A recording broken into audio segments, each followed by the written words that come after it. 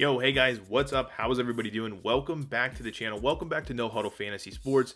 And this is the Week 4 NFL DFS sneak peek video here on the channel, where just as it sounds, we're going to do a quick look ahead review, whatever you guys want to call it, into Week 4 NFL DFS. Of course, we're going to dive into FanDuel platform here, talk pricing, salary, specific players, everything you need. We'll quickly build a lineup, but everything you need to kind of get ready for Week 4 ahead. But just in general, keep in mind that's these videos are not in depth. They're not meant to have any research really behind them other than what we already know, which is what happened in Week 3 and in the prior weeks, which defenses are known to be susceptible to the pass, to the run, whatever it is. We'll use that information. But as the week goes on, of course, we're going to publish more in-depth videos. We're going to refine which players we're going to play, all of that information. But these videos are fun. They're exciting to kind of get a look ahead, kind of review what we have upcoming, and in this case for Week 4 NFL DFS on FanDuel. Hopefully you guys enjoy these videos. If you're here for the first time, if you enjoy these videos from previous videos, follow us for NFL, follow us for MLB, whatever it is, please make sure you're subscribed. It's the easiest way to help support the channel. Like these videos, comment down below. I do really appreciate all of that. Last week was absolutely awesome in terms of NFL DFS. 2 weeks ago, really, Week 2 was unreal. Last week was still a really good week for us. We were on Dalvin Cook. We were on Eckler as two under-owned running backs. We avoided Ezekiel Elliott at high ownership. I played mostly Dak. In the end, I listed both Cam and Dak. Those are my two highest-owned quarterbacks. But in the end, I ended up with more Dak just because of how those games kind of sorted themselves out prior to lock. But in general, another great week. Hopefully you guys were able to take some of those plays and build some good lineups. But I do appreciate you guys being here, following these videos, being a part of this community. It's absolutely awesome.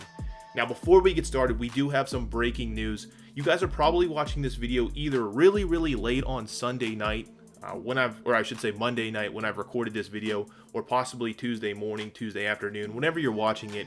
Breaking news right now is that there's positive COVID tests in the Titans organization, which includes players. Last I read that they're going to shut everything down, meaning only virtual meetings, only virtual, I guess you would call practices, until Saturday. In addition to that, there's also some effects in terms of what that would mean for the team they played, the Minnesota Vikings. I believe they're shut down for at least 2 or 3 days. I'm sure there's going to be a ton of testing going on. So this is kind of the first crack at it with COVID, with testing, with positive results. We're going to see how that plays out. It's a little bit of a potential nightmare if you're playing regular season-long fantasy football. But in terms of DFS, these things we need to pay attention to. We got to figure it out. Say they do play the game. Say they do play on Sunday. That's the Titans, but they don't ever have a practice. You got to consider that for DFS. So kind of some breaking news here. Hopefully you guys heard about that report. Leave me some comments down below if you have any additional information. I know these videos come out, they get processed. It's hours and hours later. More information does come out. But again, breaking news here. Going to be interesting. Something to definitely follow for all fantasy, including DFS here. But let's start with diving into the Week 4 here. FanDuel, luckily, I think it's Monday morning, they start releasing their tournaments, they start releasing their players, their pricing. Of course, we're dealing with 13 total games this Sunday again, talking main slate specifically. We're going to dive into a random contest here and dive right into the quarterback position. Things I'll mention just quickly, I think it's important. Now, we have a Thursday night game which eliminates 2 really good teams to attack with the pass, with quarterbacks, with receivers. That's the Jets being one of them. But in general, I wanted to point out a couple of things. New Orleans, Dallas, New York Giants, and Houston, all teams that seem to be teams worth stacking quarterbacks and receivers against. Just generally, their coverage has been bad. They've given up a lot of yards. All the indicators you want for a quarterback or a wide receiver, those teams stand out to me. But in addition to that, Detroit and Las Vegas stand out as teams. All of those are main slate teams. But in general, we're going to have to dissect it later in the week as we go, because we're going to point out some players in good spots. But in general, I just wanted to point that out. In terms of running teams, or rush defenses, I should say, Carolina, Kansas City, Tennessee, and Green Bay all stand out to me as teams that are teams you want to attack with a running back. The downside for this week, I've noticed very quickly, all of the great running backs, all of the good position, great matchup running backs are on the road. Now, we talk strategy a lot. Strategy for me is typically try to focus on quarterbacks that are on the road in high Vegas total games. they're going to pass a lot. That's how we ended up with Dak Prescott, owning mostly Dak Prescott as my number one last week. Favored him over Cam because of that. Exactly that scenario. On the flip side, for running backs, you want heavily favored home running backs as a strategy. I try to pick 3 of them. My flex is typically a running back, but in general, those roles are how I build lineups, and it's been very successful. It's a good strategy. It gives you upside. There's a lot of different things to it, but generally that is how I build lineups. Now, I will say it's tough to do that this week. The quarterbacks you kind of like are at home. The running backs you kind of like are on the road. So we're going to talk all that, but let's start here with quarterbacks. Lamar Jackson leading the way here at 9,600. Obviously, had a bad game against Kansas City last night, whenever you're watching this. Monday night game versus Kansas City, Lamar Jackson looked like garbage through the air. He did rush for 85 yards, so that gives you always that floor, plus the upside of him throwing. It's Lamar Jackson. He's $9,600. Probably shouldn't be priced there based upon what just happened, but as I mentioned, these lineups these salaries are released before lock. I am interested, though, in Lamar Jackson right off the bat, simply because he should see lower ownership. He's on the road. He's in Washington. It should be a redemption spot, a good get-right spot. Washington has a good pass rush in general, but they've lost their DN, their star first-round pick DN, so a little bit worse. We saw kind of Baker Mayfield not have their way with them last week, but the Cleveland Browns had their way with Washington. So I do like Lamar Jackson standing out early on. We'll have to see how ownership plays out. It's more of an ownership play in general with high upside. Russell Wilson, again, in a great spot on the road to Miami. The downside here is that they're traveling from Seattle to Miami, entire country worth of travel. They're playing at 1 o'clock. Those things are kind of a bummer, but in general, Russell Wilson, of course, is absolutely insane right now. I think he's thrown 4 touchdowns in every single game. Yeah, 4, 5, and 5. I mean, 31, 34, 36 here on FanDuel. All good numbers. Generally, Russell Wilson, always in a good spot. Miami, a team you can attack through the air. Got to like him on the road here. Russell Wilson stands out. Both those guys, very expensive. Of quarterbacks, the only 2 above $9,000 as we sort this. Other guys I am interested in, so you have Dak again. The one interesting stat about Dallas right now, even at home, they're passing the ball a lot. I think they're top 5 in the league in terms of a pass-run split. Their defense has been pretty bad in terms of stopping basically anything. So Dak possibly in play here. I don't know if I'll go there this early, but in general, the top 2 I mentioned, Lamar and Wilson, definitely in play. Cam Newton on the road in Kansas City, definitely like that. Price has gone up, which is unfortunate. Again, another bummer. Didn't have a great week 3, I should say. A guy we played, had a lot of ownership with, had his worst game by far. Did rush the ball 9 times, so you still have that upside, that floor of whatever he gets you on the ground. In addition to that, he didn't take any red zone rushes. That's what killed us in week 3. They kept giving the ball to Rex Burkhead, so I think the upside is still there with him. Against Kansas City, a team that can't really stop the run, I do like Cam Newton. Definitely stands out to me at $7,900. Coming down the list here a little bit. Again, this is my first look also, so just generally off the top of my head, guys that stand out. Mitch Trubisky no longer the starter. We have Nick Foles, but Indianapolis, I mean, everybody wants to play BDN, I should say. But Indianapolis, a great defense. I don't know if I would want to go there this early, actually at all. So probably won't even see him towards the end of the week in our lineups. Other guys, I don't know. As I mentioned, some of the guys, I guess Jared Goff stands out. I know he's playing at home, but the Giants, I mentioned them earlier, are a team you can attack through the air. Good consolidated passing attack with them. The problem is we'll get to him, Daryl Henderson. But Goff really good last week, 300 plus yards, 2 touchdowns. He also had a rushing touchdown. So again, for certain guys, you have to not consider that. I mean, he's going to have 3 or 4 in the year maybe. So 25 points is probably in play again with him. But generally, those are my thoughts. So let's throw Cam Newton. I mentioned him, and I'll talk about a receiver I like with him. We'll start the build with him here. Now, I do love Ezekiel Elliott. I talked about Dak Prescott, but I do really, really like Ezekiel Elliott. He's $9,000. He's expensive.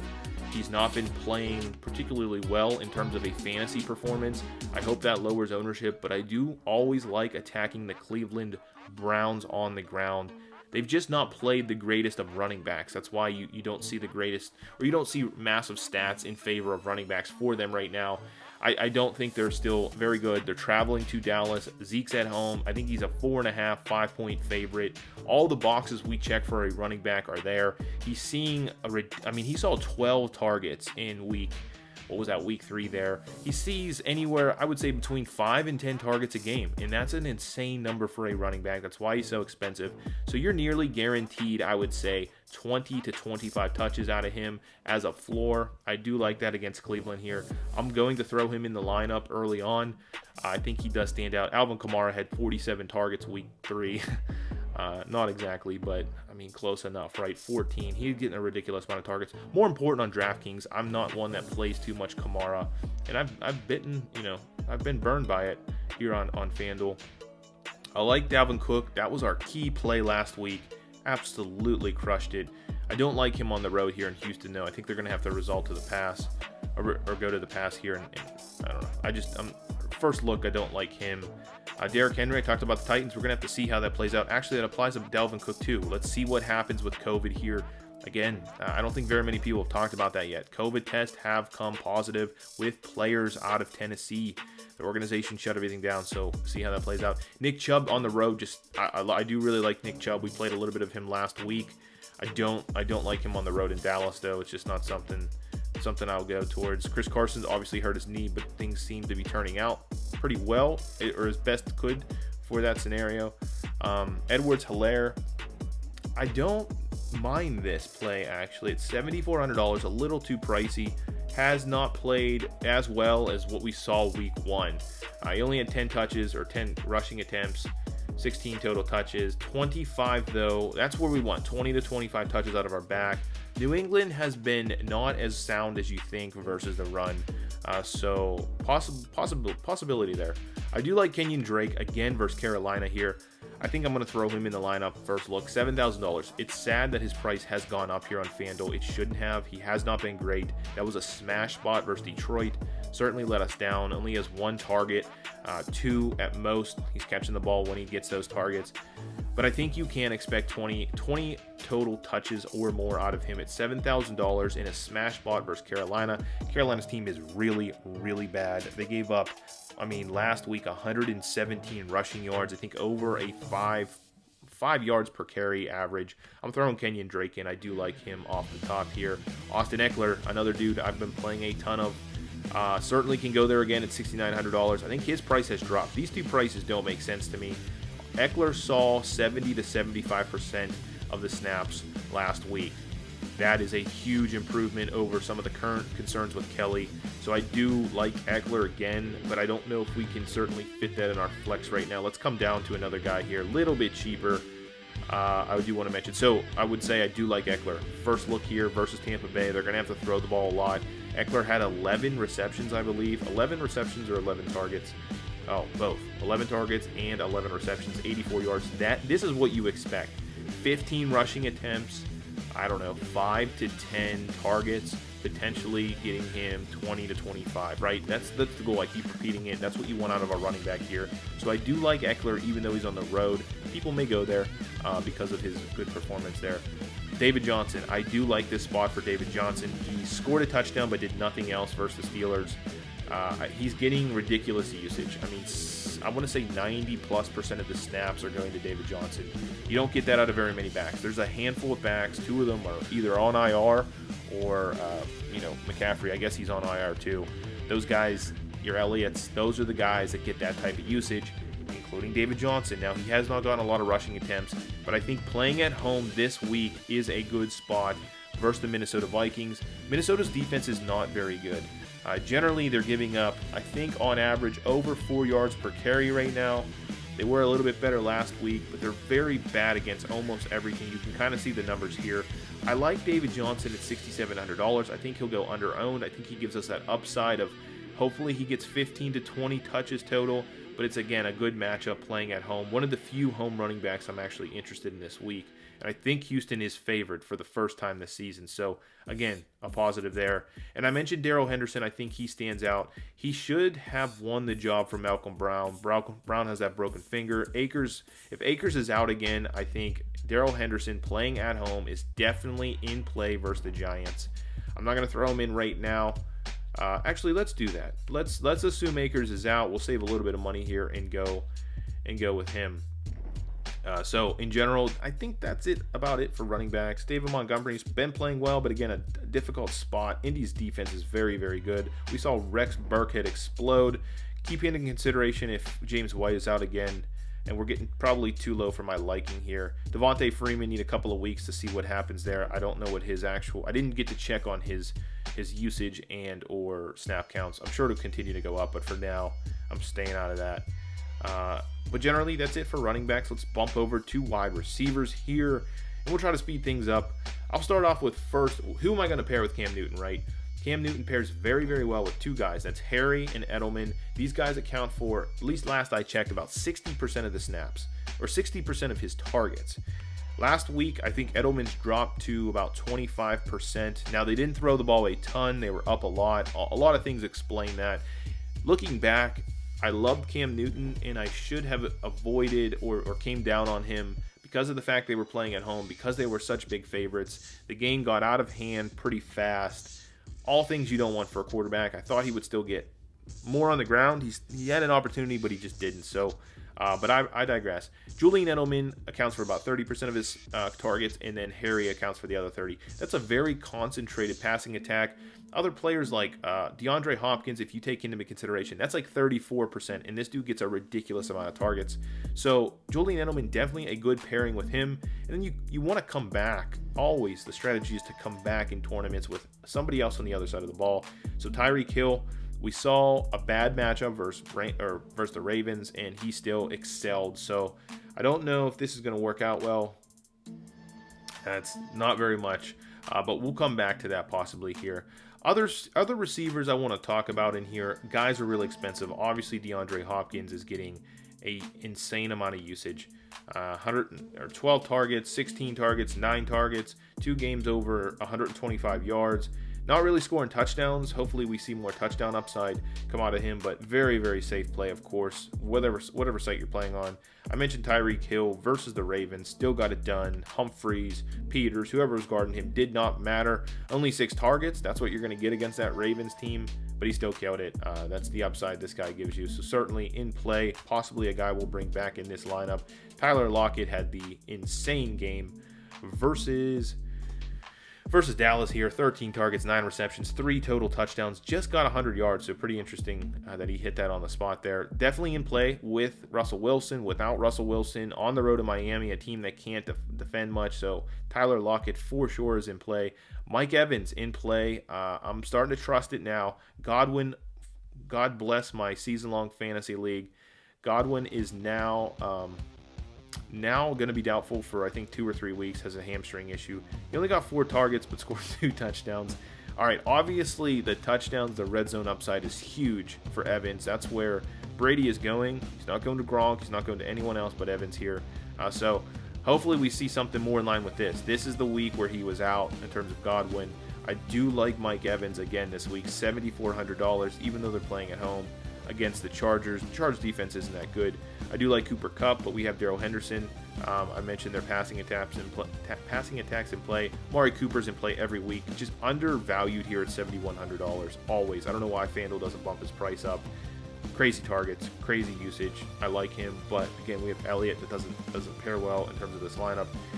DK Metcalf scored late in that game. Should have had 2 scores. Everybody knows about the freaking celebration fumble there in the end zone, but $6,900. I think he should be in the 7,000 plus range. Performances have been great. Top 5 wide receiver right now in most fantasy leagues. I do like him. I want to get exposure to this game, so let's throw for $6,900 DK Metcalf in the lineup here. I think that's a good fair price. I do like coming back here if you're playing with Seattle players. If you're playing with Russell Wilson, Devontae Parker is the man. The only thing is he's dealt with some hamstring issues. He looked a little slow in his last game, but I still like it. I think he's underpriced at $6,500. Certainly a guy that's in play. We have Edelman here. We have Deontay Johnson should be out. We'll talk about some players that I think benefit from that. Mostly I think it comes from the tight end, but definitely some exposure to other players. And so let's go there. Well, let me say, talking cheaper prices here. Gallup. AJ Green still getting targets, just not a good connection right now with Joe Burrow. You can see here, only 6 targets in the last game, 36 yards, 5 receptions, but still, I think you can get double-digit targets any given week. He's not scored a touchdown yet. $5,700 seems like a value for him. In a spot where I think a lot of points are going to get scored. Jacksonville, not the greatest D. Cincinnati, not the greatest D. They're going to throw a lot. I think Joe Burrow's throwing the ball like 60. Like, he threw it 61 times one week, 50 sometimes another week, so they are going to throw the ball a lot. Corey Davis has looked very good for Tennessee with A.J. Brown out. I don't know if Brown is still out, but Corey Davis, a good price, $5,500. I talked about, if I pronounce it correctly, N'Keal Harry. Definitely still getting targets from Cam Newton. 4 there, but you can see 6, 12. So he has, 20 targets in 3 games. It's a solid amount of targets, again, for $5,300. Certainly in play at that price tag and with a good pairing there. So it's getting tough to fit some of these cheaper guys. But nobody really standds out this cheap. James Washington, $4,900, a guy that could see usage. Same with Chase Claypool. I'm going to throw Chase Claypool in. Again, this is first look. This might not happen at the end of the week. But he only has a couple of targets. Has made some big splash plays for them. I did notice in their last game he got with Deontay Johnson missing time. He saw, I think he was top 5 on the team in snap counts. Like 75% of the snaps went to him, not James Washington. No one else really got a bump but Chase. So $4,900 saves us some money there. Let's throw a defense in here. Obviously the Rams are in an ultimate spot versus Washington, turnover prone. Steelers $4,500 versus Tennessee. Let me just pick. Let's go Seattle, Miami. We're playing enough of that. I don't know, $4,000. $7,500 to fit a tight end in here, so we can certainly bump up at other positions. Let's throw in the Ravens. If we have that much money, I don't think I'm going to be spending $75. Actually, maybe we will with Travis Kelce. So there's the comeback. If we can possibly make this work, let's throw a random defense in. We'll go back to tight ends and talk. Let's go not there. Let's not go there. Let's go Arizona at Carolina. Carolina not great on offense right now. Tight ends, obviously Travis Kelce. We saw great usage out of him again last night, or if it's tonight, whatever day you're watching this, versus the Ravens. Getting targets. He's Travis Kelce, right? Don't need much explanation. He's a wide receiver 1 on most teams. But that's a great comeback. So you have Cam Newton, Julian Edelman coming back with Travis Kelce. I like that a lot. Darren Waller saw crazy usage and then got shut down by the Patriots. That's what you can expect from the Patriots. Hopefully that's not Travis Kelce, by the way. We'll have to see how that turns out and who they're going to try to shut down. But in general, 16 targets, 12 receptions. That's a great usage there. So spend up a tight end if you can. But generally you can't. Still, certain guys getting great usage at cheap prices. $5,300 for Mo Alley Cox. Caught his first touchdown. Only saw 3 targets, but is doing well for a cheaper price tag. Probably don't like him at 53, to be honest with you. I thought he had more targets. Rob Gronkowski finally saw some targets. Didn't do much with them. Had 7 targets in that game. Maybe we start to see something here. Maybe he starts to turn the corner. I'm going to jump on his price when that does happen. I just don't know if we're there yet. I keep talking Logan Thomas. I'm going to keep doing it. $4,900. I mean, he has so many targets at under $5,000. He's going to have a blow-up spot at some point when he starts connecting on targets. Right now, he just has bad quarterback play. So I don't love it, but I definitely go there time and time again at a cheaper price. Logan Thomas always stands out to me at that cheap price tag and getting all those targets. The only other guy I want to mention, if I can find him quickly, Eric Ibron. So I have Chase Claypool. I think Eric Ibron may see the most usage bump. So yes, you will see higher snap counts for receivers, but in terms of usage, you could see Big Ben going towards Eric Ibron more often with the absence of Deontay Johnson. Deontay Johnson's opening up a ton of snaps. Not a ton of snaps, a ton of targets. I'm going to say 7 to 10 targets per game are going to be opened up. That's a lot of targets from just Johnson's missing time, assuming he misses time. He's in a concussion protocol. I saw some other players miss time, so just getting hit one game and then the next game they're out. But in general, I just wanted to say Eric Ebron, definitely someone to consider at $5,000. Probably like him more than Logan Thomas. And he saw some red zone usage. So that's really it. I think we covered all of the positions there. Again, first look here. None of this is final. None of this is set in stone. I may not play a single player we mentioned, but right off the top of my head, versus defenses that we know have given up a ton of fantasy goodness points, these are guys that stand out to me. Hopefully you find these videos helpful, fun, useful, whatever it is. I'd love to hear some comments down below. Keep in mind, let's talk, let's comment on that COVID situation. We have Tennessee. 3 players as of now have tested positive on that team, including other staff members for COVID. They're shut down, as I heard, until Saturday. Everything has to be virtual. Similar deal with Minnesota. I think they're shut down for a few days. I don't know what the situation will turn into. Hopefully it's not that bad, but in general, something definitely to keep an eye on as we approach week 4 in the NFL season. And this is the week 4 sneak peek. Again, hopefully helpful to you guys. If you haven't done so, please, the only thing I ask of you guys for me putting this time in is to make sure you're subbed to the channel, give these videos a like.